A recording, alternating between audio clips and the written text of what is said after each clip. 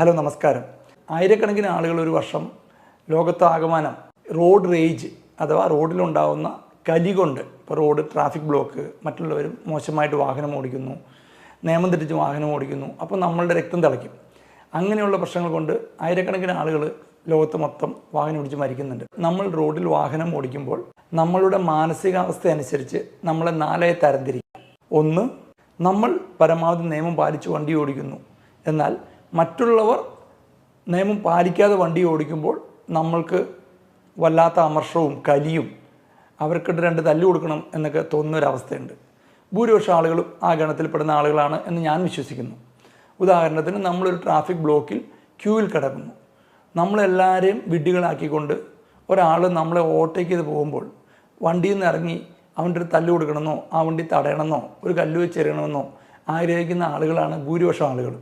അതാണ് ഒന്നാമത്തെ തരം ആളുകൾ. രണ്ടാമത്തെ വിഭാഗം ആളുകളുണ്ട്, അവർ നിയമമൊന്നും പാലിക്കില്ല. അവർക്ക് ഏത് കുറുക്ക് വഴിയിലൂടെയും എത്രയും നേരത്തെ വീട്ടിലെത്തണം. അതുപോലെ തന്നെ മറ്റ് ആളുകളോട് അവരുടെ സമീപനം, അവരും നിയമം തെറ്റിച്ചാൽ ഇവർക്ക് പ്രശ്നമല്ല, ഞങ്ങൾ നിയമം തെറ്റിക്കും, എനിക്കെങ്ങനെയും വീട്ടിൽ പോകണം, നിങ്ങൾ നിയമം തെറ്റിക്കുന്നത് ഐ ഡോണ്ട് കെയർ എന്നുള്ളതാണ് രണ്ടാമത്തെ വിഭാഗം ആളുകൾ. മൂന്നാമത്തെ വിഭാഗം ആളുകളുണ്ട്, അവർ നിയമം എല്ലാം തെറ്റിക്കും, പക്ഷേ വേറെ ആരും നിയമം തെറ്റിക്കുന്നവർക്ക് ഇഷ്ടമല്ല. അവർ തോന്നിയ പോലെ വണ്ടി ഓടിക്കും. നമ്മുടെ ഭാഗത്തുനിന്ന് ചെറിയൊരു മിസ്റ്റേക്ക് ഉണ്ടായാൽ അവർ ഭയങ്കരമായി നമ്മൾ പ്രതികരിക്കുകയും ചെയ്യും. ഇനി നാലാമതൊരു വിഭാഗം ആളുകളുണ്ട്, വളരെ വളരെ കുറവാണ്.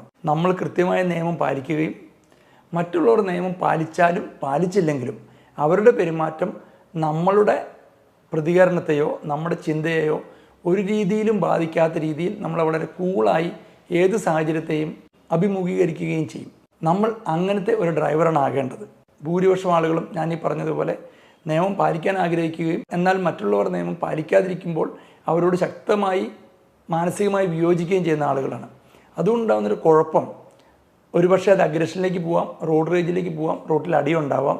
ഇല്ലെങ്കിൽ തന്നെ ആ സാഹചര്യം നമ്മളുടെ മൂഡ് കളയുകയും അതുകൊണ്ട് തന്നെ നമ്മൾ പിന്നീട് അഗ്രസീവായി വണ്ടി ഓടിക്കാനുള്ള സാധ്യതയൊക്കെ ഉണ്ട്.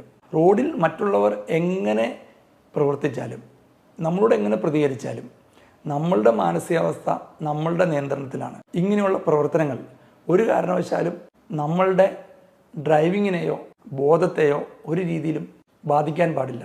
ഒരു വാഹനത്തിൻ്റെ ആക്സിലറേറ്റർ നമ്മളുടെ കയ്യിലുണ്ടെങ്കിൽ നമ്മളുടെ കയ്യിലിരിക്കുന്നത് ഒരു ലോഡഡ് ഗണ്ണാണ്. അപ്പോൾ മറ്റുള്ളവരുടെ ചെറിയ ചെറിയ ഇങ്ങനെയുള്ള ചേഷ്ടകളോ പ്രവർത്തനങ്ങളോ നമ്മളുടെ മനസ്സിനെ ബാധിക്കാൻ പാടില്ല. നമ്മളിപ്പോഴും കൂളായി ഒരു ചെറു പുഞ്ചിരിയോടുകൂടി നമ്മളുടെ ചുറ്റുപാടിൽ സമർപ്പിച്ചുകൊണ്ട് വേണം നമ്മൾ വാഹനം ഓടിക്കാൻ.